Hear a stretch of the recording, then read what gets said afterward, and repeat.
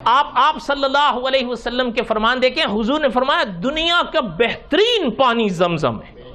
اور پتہ ہے آپ حضور کے فرامین اٹھا کر دیکھیں، علماء نے لکھا ہے کہ یہ تو ہے نا، آپ نے پڑھ رکھا ہے، سن رکھا ہے کہ زمزم پیئیں تو شفا ہوتی ہے یا نہیں، بلکہ آپ حدیث کی کتابیں اٹھا کر دیکھیں، حدیث کی کتابیں بتاتی ہیں کہ شفا تو ہوتی اس کے سوا جس مقصد کے لیے زمزم پیئیں کارگر ہے۔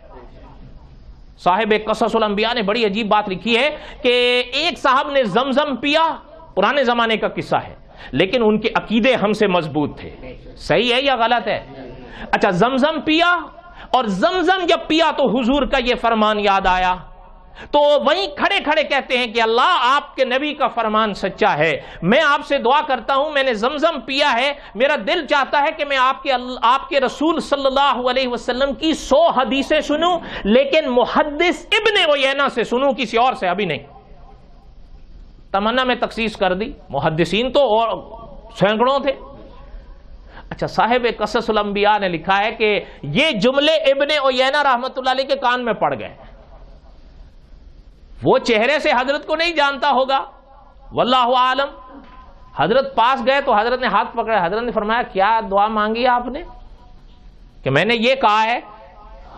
حضرت آسمان کی طرف دیکھنے لگے، صدق رسول اللہ صلی اللہ علیہ، فرمایا بیٹھ جاؤ، یہ حرم کا قصہ بتا رہا ہوں، فرمایا بیٹھ جاؤ، وہ بیٹھ گیا۔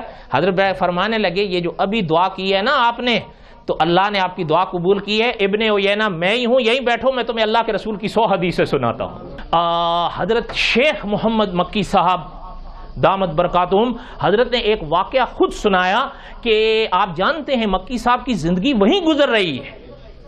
خود ایک واقعہ سنایا کہ ایک دفعہ سیل آئی حرم میں، تو جب پانی آیا نا سیل کا، تو جو ملازمین تھے وہاں پر، جو خادم تھے زمزم کی دیکھ بھال کے لیے، وہ کہنے لگے کہ جب وہ سیل کا پانی آیا نا، تو شان اللہ کی کہ ان دنوں میں جب ہم کنویں میں کوئی بالٹی یا کوئی برتن یا بوکا ڈالنے لگے تو وہ نیچے جائے ہی نہیں۔ گویا کہ اللہ تعالیٰ نے ایک پردہ لگا دیا تاکہ زمزم میں دوسرا پانی ملنے نہ پائے، اور اگر کوئی پردہ اللہ ڈال دیں تو پھر بقول علامہ خالد محمود صاحب کے نہ وہ ہٹتا ہے نا۔ بات سمجھ آ رہی ہے نہیں آ رہی؟